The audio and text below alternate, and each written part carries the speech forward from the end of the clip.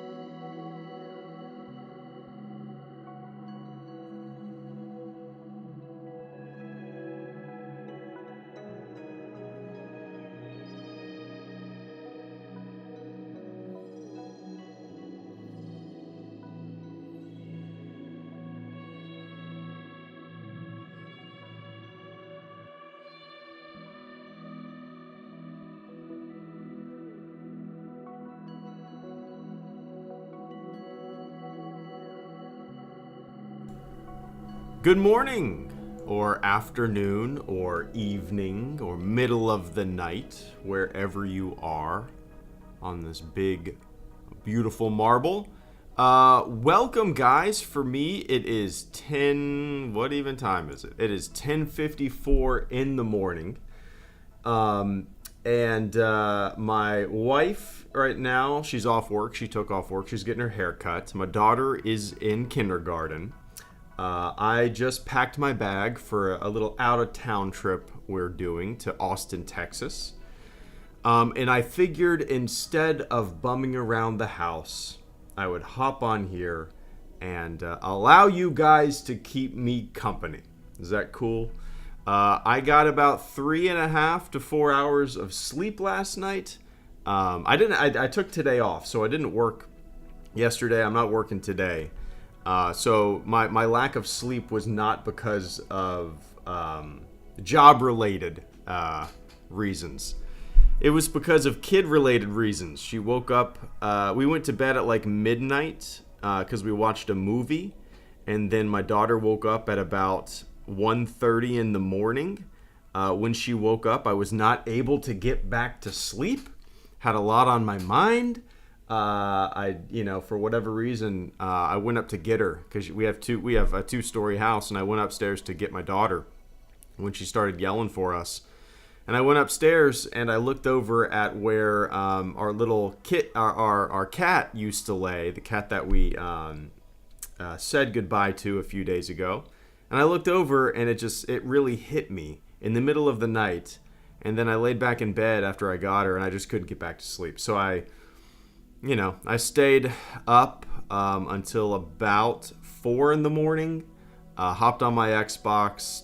I don't even remember what I did. I played Somerville a little bit, and I played something else and watched a YouTube video, and finally I was able to get back to sleep. But I'm on fumes right now, man. I'm going to be taking a nap in like an hour or two. So keep me company, keep me awake.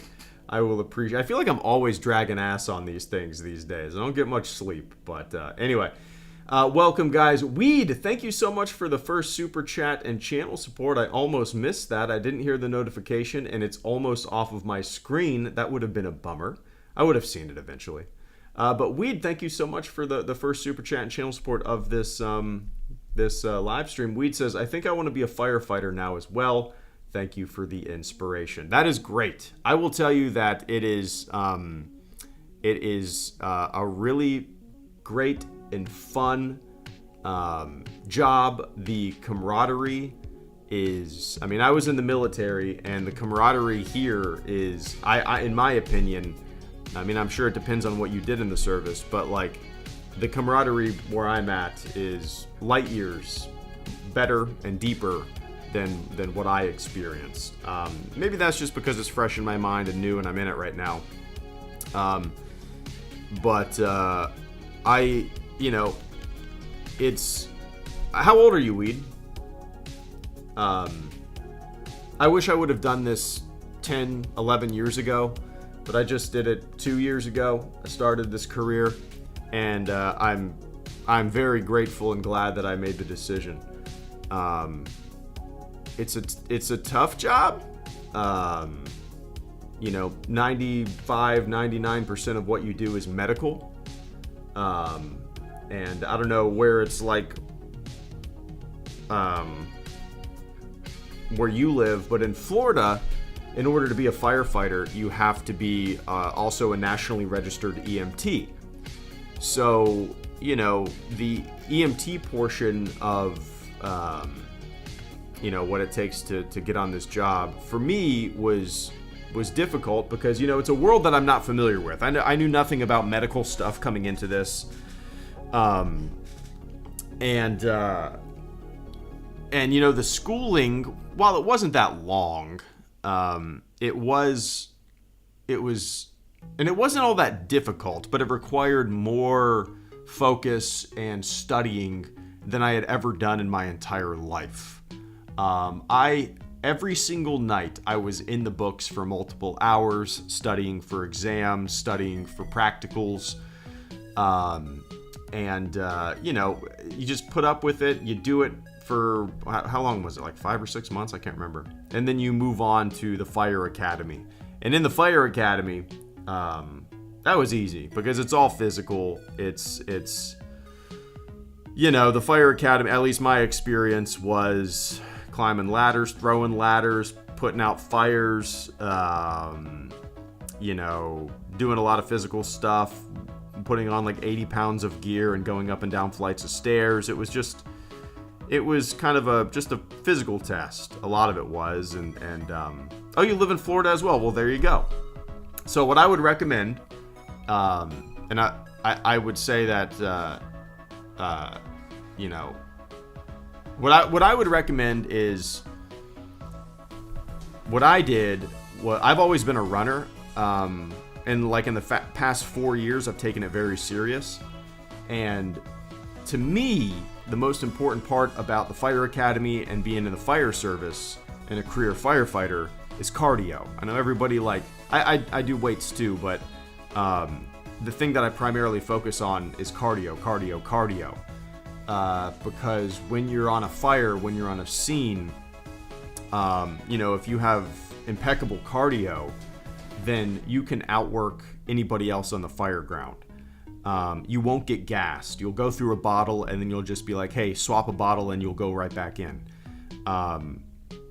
I see guys that are in a fire for 10 minutes. They come out and they have to go to rehab and strip their gear off because they're beat. So I would recommend honing in on your cardio. When you get into EMT school, putting all your effort and focus into that. So, dude, it's a great job. Your first year, you're going to have to put up with some bullshit, but, that's just the nature of, I guess, the tradition of the fire service. All you have to do is be approachable, strike up conversations, ask questions, show that you're engaged and that you want to learn, and then, do things without asking. Your crew will greatly appreciate it, and they'll see that you are a go-getter. Like, just simple shit. Like if you see that the toilet paper needs to be changed, put a new toilet paper roll. If you see the paper towels need to be changed. I mean, it sounds silly. If you see that the grill needs to be scrubbed off, scrub it off. You know what I mean? Like that work ethic in your first year will go and really give you a good reputation at your department as somebody who doesn't bitch and moan and whine, but just does stuff without being told to do things. You know what I mean? Yeah, it's a great job. I recommend, if you have what it takes, if you want to challenge yourself, if you want to help people, if you want to be an asset in the community and a trusted, resource, it's the job for you. And you have days where I'm sorry for everybody coming here who's not expecting this conversation, but it's important conversation for somebody who just said what they said, who is thinking about doing what I'm doing. So you'll have days where you'll run, who knows, 18 calls in a day, and you won't sleep, and you'll get home after shift at 8:39 in the morning, and you're just exhausted. And then other days you'll have days where you have 2 calls. There's no rhyme or reason. There's no planning. There's no predicting what the day is going to hold. You'll have 2 calls, and you'll sleep through the night, and you'll wake up refreshed, and you'll go home, and you'll be like, oh my God, I got the whole day, and I'm not tired.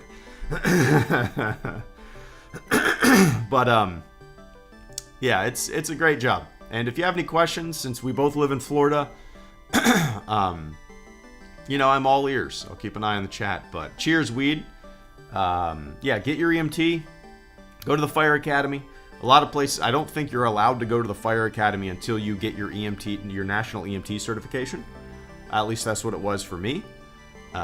So yeah, man, congratulations on the decision. I hope you plug away, and if if you get into it and you find that it's not for you, because you do see a lot of horrible shit, you hear a lot of horrible shit, and it can take a toll on your brain. But if you get into it and it's not for you, that's fine. But if you get into it and you're able to kind of cope and you're able to keep pushing, then it's a big character building experience, and I highly recommend it for especially young guys and girls who, want to start a career and not, waste a lot of money and time in college, and maybe want to pursue a career that is a little off the beaten path, But cheers, man. If you have any questions, please don't hesitate. But yeah. I appreciate it. She was a really great cat, and we got her in 2010, or my wife got her in 2010 when I was on a 7-month deployment, and she found this little tiny newborn kitty cat in a dumpster out back of a place she worked.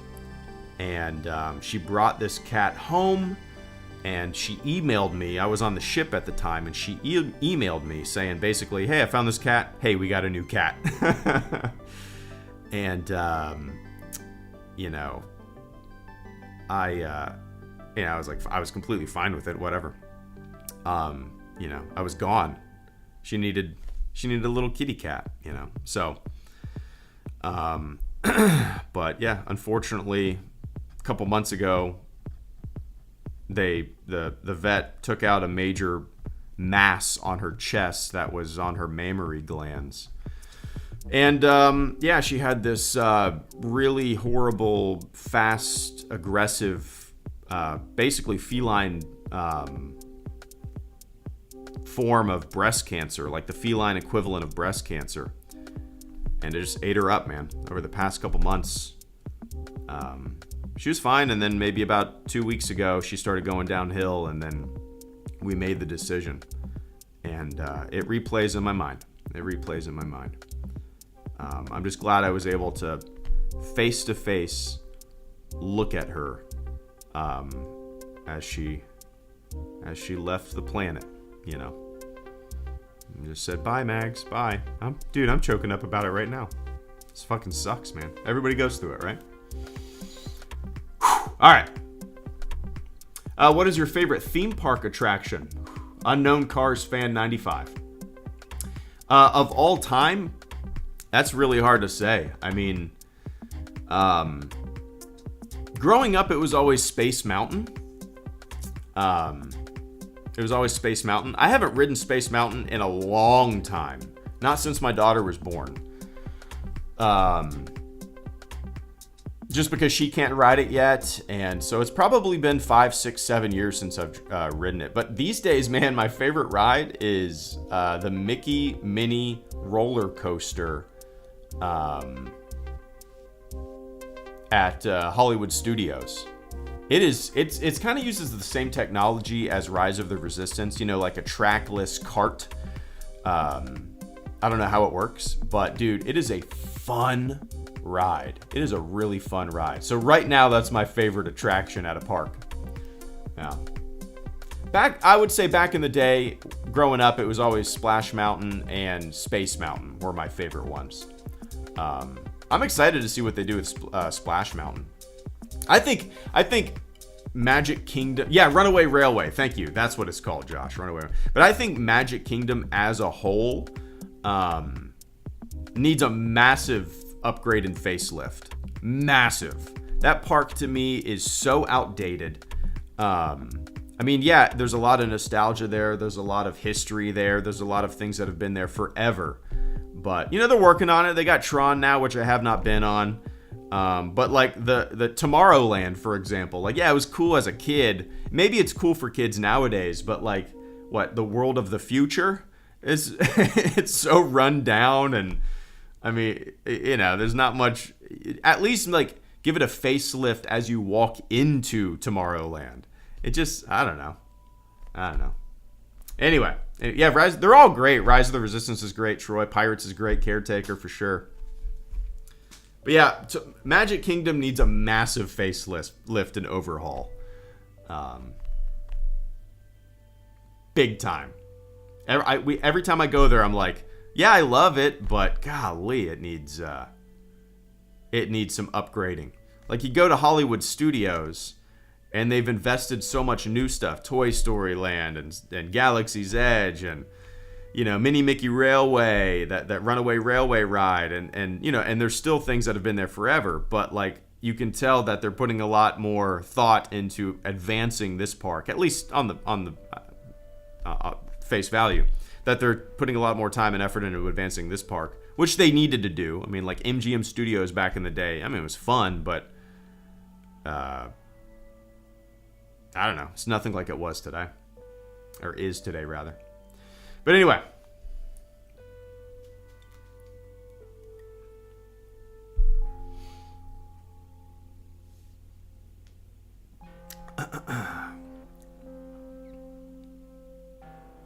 Never been to Disneyland. Is it worth a trip if you don't have kids? Imperator. So I've only been to Disneyland once. I live 2 hours away from Disney World down in Orlando. So that is what I'm way more familiar with. I know Disneyland was a much smaller park, right? Obviously, it doesn't have Epcot. It's the campus, I guess you could call it, is way smaller, the footprint of the campus, and there's definitely not as much there to do. But, yeah, if you've never been, man, go. Absolutely go. I mean, to just, even if you don't have kids, get a buddy, get a friend, get a couple friends and go and enjoy, have some drinks and, you know, if you're of age, and go on all the rides and all that stuff. But, yeah, again, I'm not too familiar with Disneyland. I've only been there once, back in like 2018 or so, I think. I went out for EA Play, and then EA was nice enough to like give us tickets and access to Galaxy's Edge.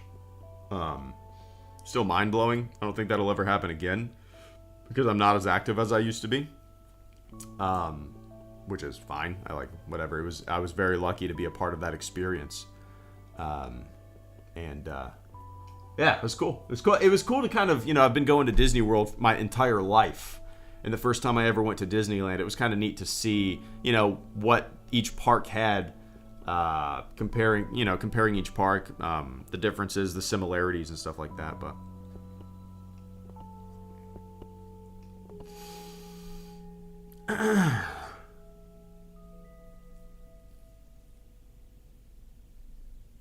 man, I haven't seen the Pacific, Donovan, since it first came out.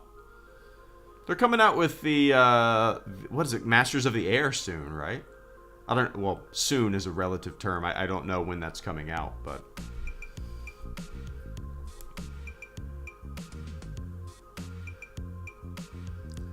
What's up, 80s kid from the 90s? LOL, I'm turning 27 next week, and I'm hearing myself say, back when I was a kid. Yeah, it happens, man. Time moves fast. I'll be, this upcoming year, I'll be 38. Which is strange.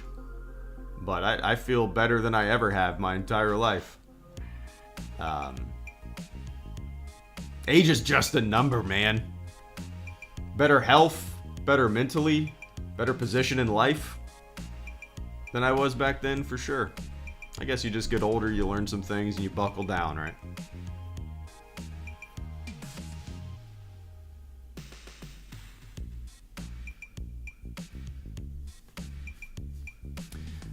What's up, Josh? Josh says, Disney World is just so overwhelming, it's massive.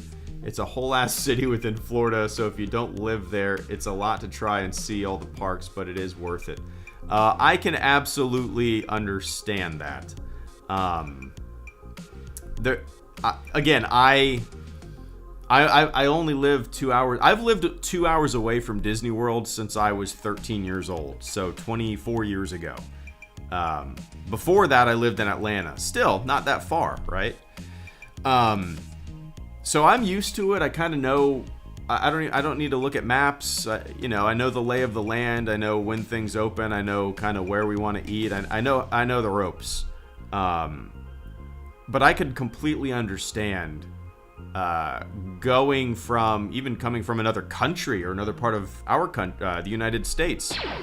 One sec. But she felt love to the end, man. Feeling for you, brother. People always say my pets are like my family, but that's not saying enough for me. I'm plain goofy about animals. Hope you'll have a fun trip, dude. Dude, Vince, thank you so much for the kind words and the generous super chat before we hop on an airplane tomorrow morning. Give me one sec.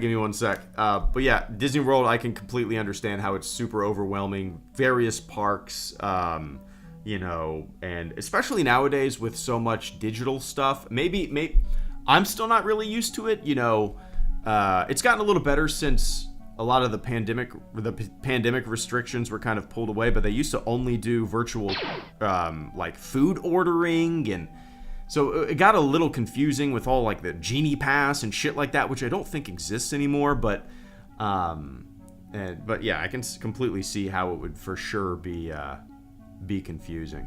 Anyway, Vince, thank you so much for the super chat, channel support, man. I greatly appreciate that. Vince says, such a hard thing, but she felt love to the end, man. Feeling for you, brother. People always say my pets are like my family, but that's not saying enough for me. I'm playing goofy about animals. Hope you all have a fun trip. I'm the same way. It's especially when that cat. Our two cats, well, we have three because my wife's mom passed away and we took her cat in, so we had 3 cats. Now we have 2 again. But Mags, the one that died, and I say it, I don't beat around the bush with my daughter. She's 5 years old, and I know a lot of people say like, oh, she's in a better. Yeah, they try to like sugarcoat it for kids, and maybe I'm in the wrong, but. And maybe it's also my line of work that influences this decision, but I told my daughter, I was like, yeah, Mags died.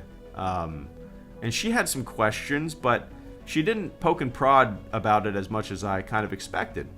So I was like, yeah, she died, and, we'll really miss her. And she really appreciated that, that drawing that you made for her yesterday, and she was so glad that she could see it. I buttered it up a little bit, but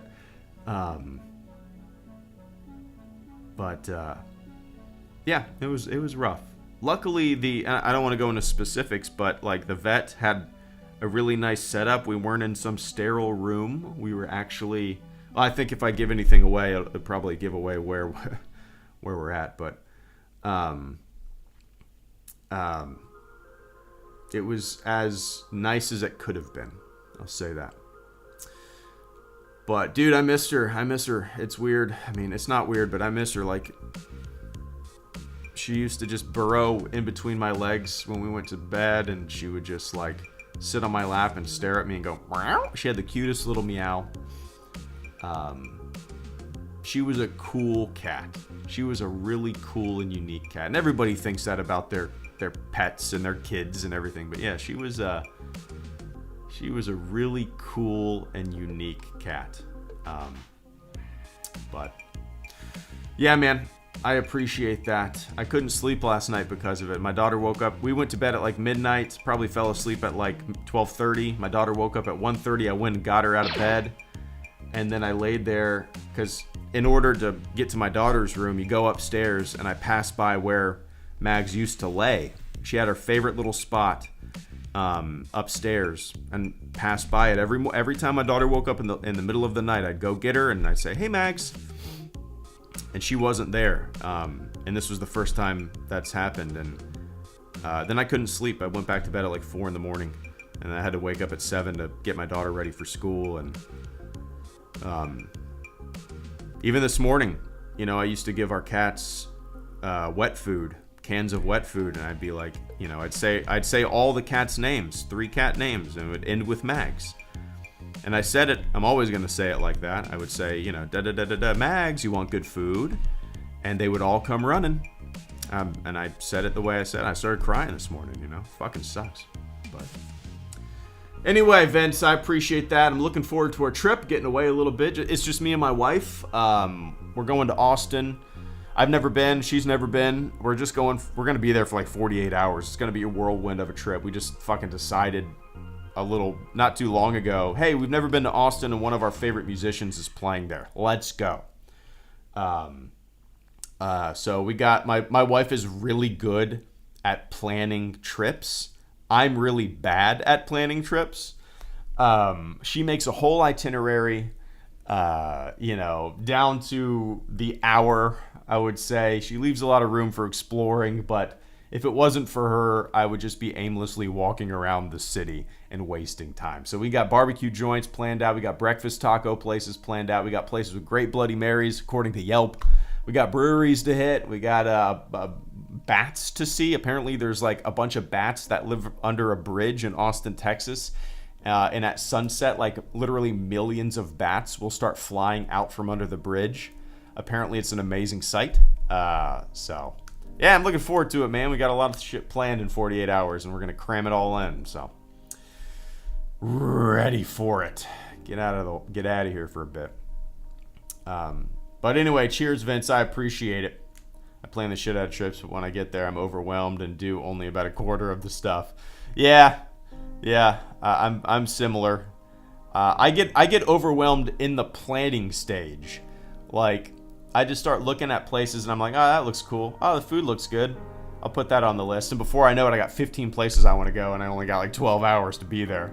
You know what I mean? Yeah, but anyway. Cheers, man. Vince, once again, Vince and Chris, appreciate it, guys. Vince says, by the way, those alien mummies. Let's hear it, LOL. Reminded me of Futurama when Fry eats Professor Farnsworth's little alien mummy. Yeah, that was silly.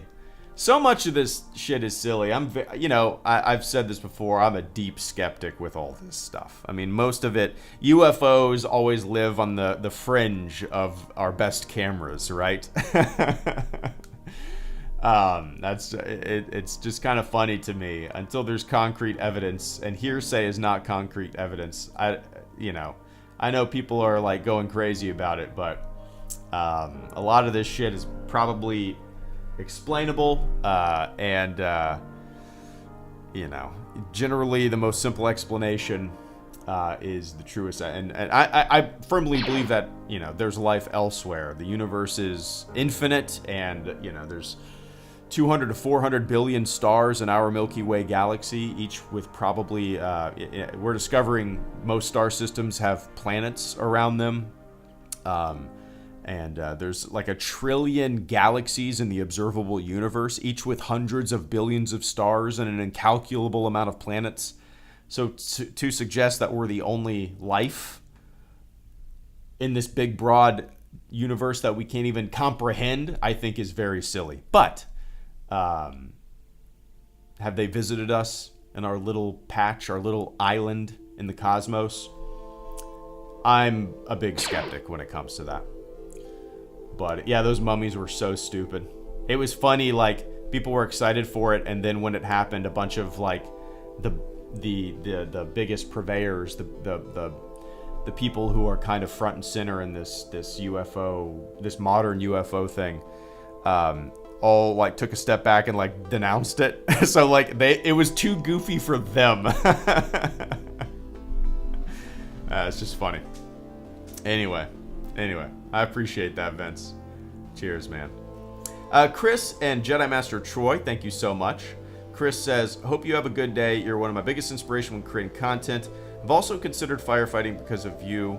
It would give me the sense of purpose I'm really needing at this time too. Yes, again, sorry, my stream was behind, so I missed what I said. No worries. It seems like some people are having issues with the chat and whatnot. I saw Stuart talking about it a few minutes ago. But yeah, I'll say what I said to Weed earlier. It's a really great career. I've only been doing it for 2 years. Should have done it 10 years ago. But I've met some really great people. It's a job that you are constantly on the go. It's like one of the only jobs where I've never kind of dreaded going into work. Even on the busiest days. Even when I've had days where I've had horrible days. I'm talking horrible days. I'm talking without, I don't want to go into details, but just think of the worst day you could possibly have involving human beings and death and stuff like that. And even after those days, I look forward to going to work on my next shift. Even after, fires are fun, not for the people having them, but it's what we train for. Even after the most exhausting days physically, I look forward to going into work the next shift. I've never really experienced that in any other job. It's also due to the crew you have. I've worked with a ton of different crews, and they've all been cool, and there's a wide variety and a diverse, group of people. Some people obviously are super into hunting or sports. Some people play D&D at stations. So, you will find your niche. You will find your like-minded firefighters. And in the firefighters that are not like you, you'll find the same type of brotherhood and sisterhood, and just, it's great. It's great. So yeah, I highly recommend it. I don't know how it is where you live. Again, in order to be a firefighter in Florida, you have to also be a nationally registered EMT, which is probably good to have, even if your state doesn't require that. You should probably get it. And your department, if they don't require it, they'll probably pay for it because they'll want to, better their employees and make their employees more of an asset at their department, right? But I appreciate the kind words, Chris. If you have any questions, again, the chat is open, man. But look into it. It's a great job. And again, I should have done it 10 years ago. Yeah, I didn't know where to start either, Chris. I didn't know where to start either. That's where, so honestly, back in the day in 2000, so me and my wife started dating in 2008, and I joined the Navy in 2007. And even in 2008, I told her, way back then, I was like, I'm not going to spend more than 4 years in the military. I'm done after 4 years. And I talked about what I wanted to do. And one of the top, on the top of the list was a firefighter, even back then. But when I got out of the military, I just didn't even know where to start. I didn't know where to start at all. I had no idea. And it was kind of overwhelming. What do I do in order to start? I even messaged college counselors to try to figure out what to do, and nobody really had a good answer. It wasn't until the pandemic, all these years later, in 2020, where I reached out to actually a bigwig. I just found an email. I just was like, fuck this. I need to find something to do. I was doing a lot of freelance graphic design that dried up during the pandemic, and I was like, I need something more concrete. I want to pursue what I wanted to pursue, you know, all those years ago. And I just found a random email, and I emailed this chief. I just jumped the chain of command completely. I was like, fuck this. I found this email of like the biggest chief in the department, and I just emailed the chief. I was like, hey, I got out of the military like 11 years ago. I should have sent this email like 11 years ago. What do I do? How do I get started? And luckily, this chief was super cool, and they sent me a long email on kind of what to do and kind of hashed it out. And I was like, thanks. Now I have a plan. And if it wasn't for that interaction, I don't know, honestly, if I would have done this. You know, they gave me a little bit of guidance, just a little bit of push into the right direction on where I needed to go, websites I needed to sign up for, what I needed to do. So it's overwhelming. It is, but if you have any questions, find that email. Maybe that's all you need to do. Just go for it. Just go for it. Send an email. Find an email of somebody at the department that you're thinking of working at, and send an email. If they don't respond, find another email, send an email. You know, and most fire academies are at community colleges. Most community colleges offer EMT certifications, or classes rather. So you can either email. I would personally recommend emailing somebody at a department, so your name is out there and you can get guidance from people that have done it before and know what to do. You know, so.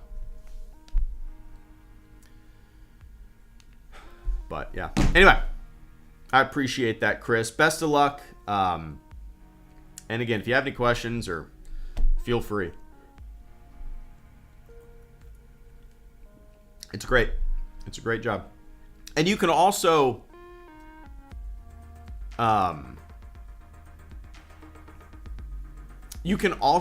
go. It might be nerve-wracking, but if somebody walked into my firehouse, if Chris walked into my firehouse, a civilian from the street, and said, "Hey man, I don't know where to begin. But I'm thinking of pursuing this career." If somebody came up to me, I would love that. I would, you know, I would break it down and tell them what they need to do to get hired. So if you want to do that, just go to a firehouse near you and somebody will talk to you. Whether it's, you know, the lowest guy in the totem pole, or a captain or a chief, somebody will talk to you about what you need to do. And that'll show initiative, and, you know, it's great. But yeah, anyway, cheers, man. Best of luck to you. If you have any questions, again, the line is open. Jedi Master Troy, Young, Jim, and Mimi, thank you guys so much. Jedi Master Troy says, "Hey HG, enjoy your trip. First beer on me, haha." Oh, I appreciate that. The first beer is going to be in the airport tomorrow morning. So I'm not a big fan of flying. It's weird. It never used to bother me, but since I had a kid, for whatever reason, I hate flying. I don't know why. But cheers, Jedi Master Troy. That first beer of the trip might actually be a Bloody Mary in the airport. We'll have to see. But I appreciate that. We got a lot of places to have some beers on our list, so I really appreciate that. That little vacation beer fund there, Troy. Cheers, man. And Young Crack. Oh, I see what you did there. Young says, "Had a chance to hop into Starfield yet?" No, I haven't. Unfortunately, man, my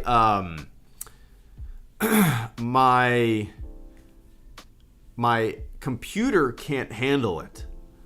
My PC can't handle it. I tried to launch it the other day. Fortunately, I didn't have to buy it. It's on Game Pass. So I just downloaded it on my PC Game Pass. And it immediately said, your graphics card is not supported. I was like, all right, uninstall. And then my Xbox I have an Xbox One S. So my Xbox doesn't support it either. So, I'm going to, at some point, I'll have to get a new console, build a new PC. I'll probably end up playing Starfield for the first time in, who knows, 3 years from now. But I'm really looking forward to it when I do. But I did see that I can play it on my Xbox remotely, like through the cloud. Not really sure how that works. Might give it a chance. But yeah, we'll see. Anyway, Young, I appreciate that, man. Yeah, I still haven't played Jedi Survivor for those same reasons, But yeah, anyway. Jim Nelson says, thank you so much for the super chat. Or he doesn't say that. I say thank you so much for the super chat and channel support. Jim says, I live in Austin, Texas. Tweet what brewery you will be at. Let me look at the list of. So my wife is really good at making itineraries and breaking down places. Let me know. We're planning on going to Terry Black's barbecue. I don't know what day we're going there. But that was recommended to us from one of our best friends. On the list of places, there's a floppy disk repair company. That's actually a bar. I don't know. She told me about it. I guess it sounds kind of cool. Roaring Fork, Velvet Taco, Higher Ground, Mort Subite, Shiner Saloon, Rooftop, Vaccaro Takaro, Central District Brewery, Spicy Boys. I guess some of these are food trucks as well. Zilker Brewery, Lazarus Brewery, Elephant Room, which I guess is a jazz club, which would be kind of cool. Roosevelt Room, Paperboy. Dude, we're not going to hit all these, but these are just some ideas of where she wants to go as we're, moseying down the street. Paperboy, Irene's or Joanne's Fine Foods. Terry Black's. Then we're going to a concert. Higher Ground. Punch Bowl. There's just so many places. Austin Euro Halal Food Truck. I love me some halal food truck. But yeah, all those are great. LOL. Good. Dude, Jim, it is so overwhelming. Like, me and my wife have done a lot of traveling. Austin is kind of the first time we've been like, holy shit, where do we even go? Because it's there's so many different places. Everybody recommends different stuff. Everything has great reviews. All the food looks amazing. It's overwhelming. But yeah, I might, maybe I'll tweet out what brew. We're going to be moving quick. So we're not going to be sitting around very long in one place. But yeah, man, maybe I'll tweet it out.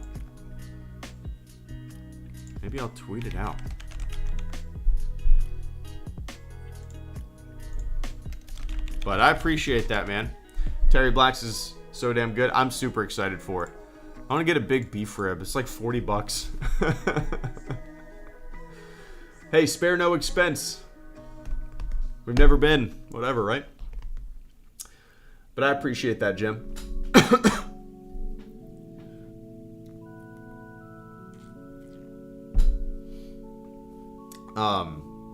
Mimi and Sapity, thank you guys so much for the super chat channel support. Mimi says, aliens are probably some bacteria floating with an asteroid. Also have a good trip. I'm looking forward to a winter trip snowboarding up north soon. Nice. Mimi, I haven't been snowboarding. The last time I went snowboarding was West Virginia. I was probably 19 years old, so that would have been 2005. maybe. That's the last time that I went snowboarding in West Virginia. I think it was called Timberline, something like that.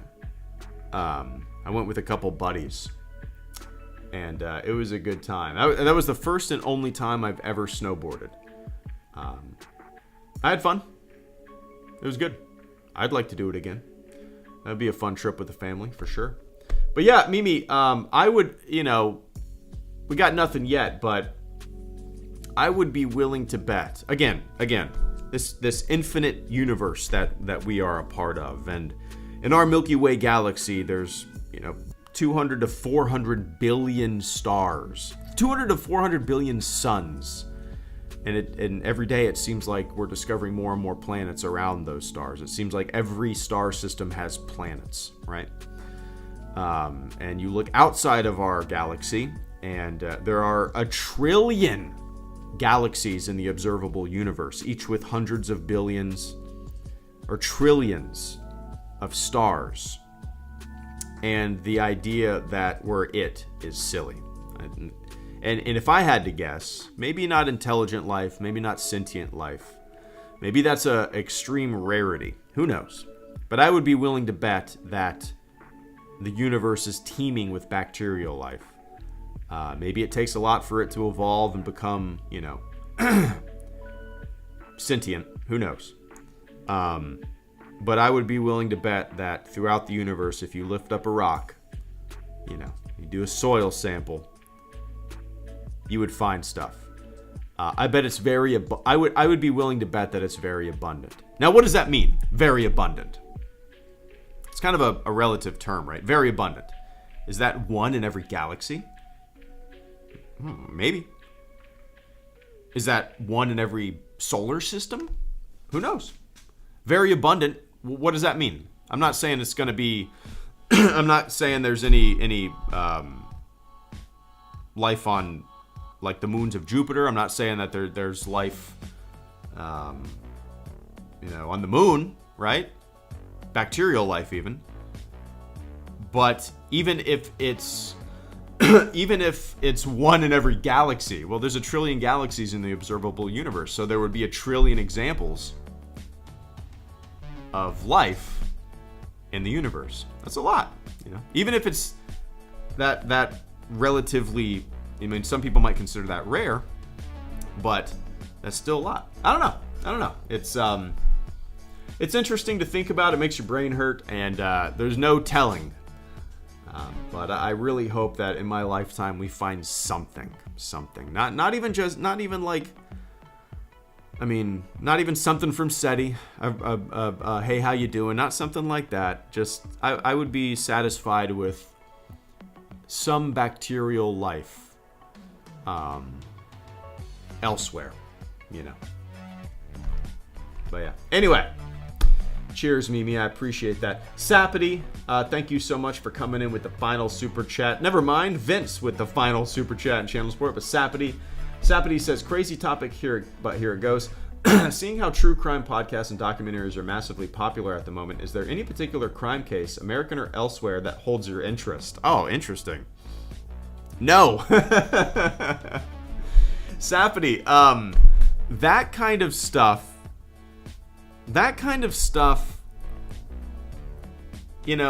I know it is popular, and it's strangely popular to me.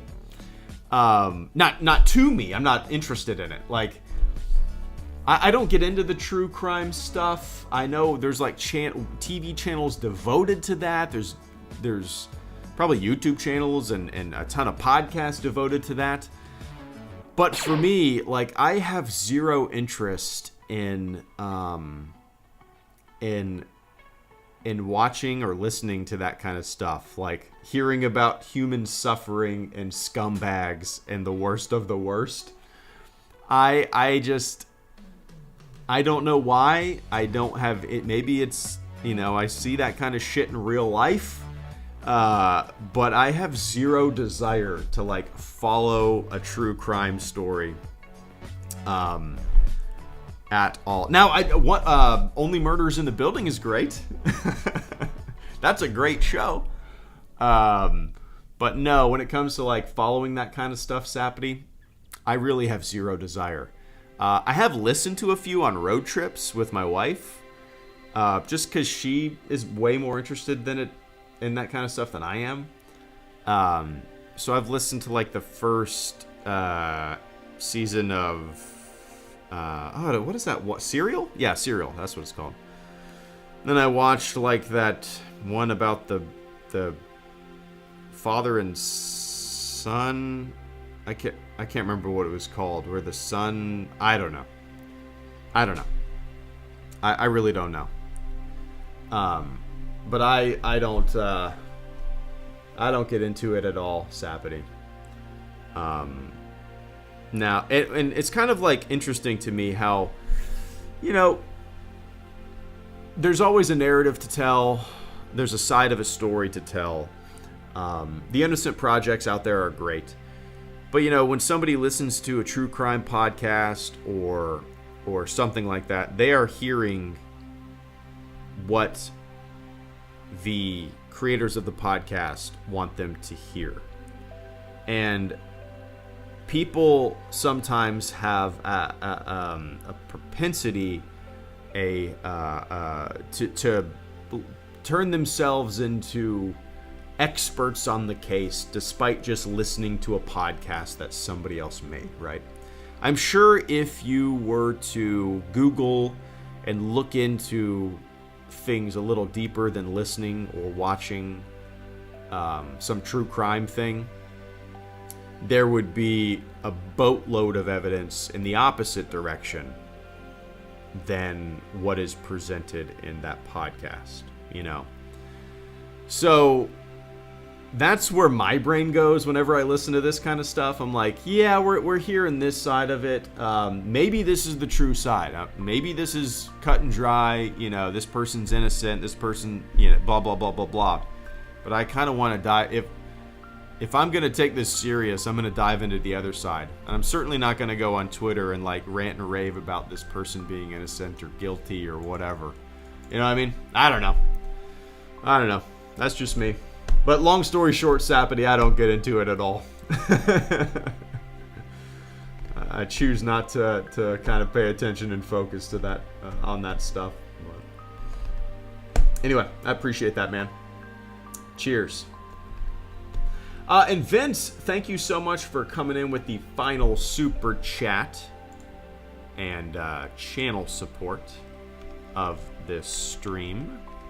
Before I head out of town to Austin, Texas to enjoy a boatload of barbecue and Bloody Marys and beers. 3 Bs. Barbecue, breweries, and Bloody Marys.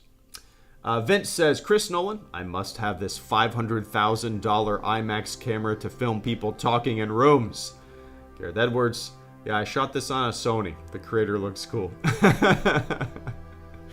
Yeah, Vince, I enjoy going to the IMAX, but, so the last movie that I saw in IMAX was Oppenheimer. It's great. It was a great experience. I'm trying to think the movie that I saw prior to that in IMAX was Maverick, Top Gun Maverick.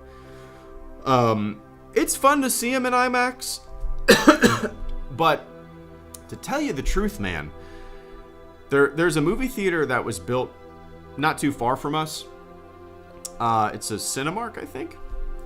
And the quality of the picture is better than... And maybe this IMAX is just... it's like 20 years old, this IMAX theater.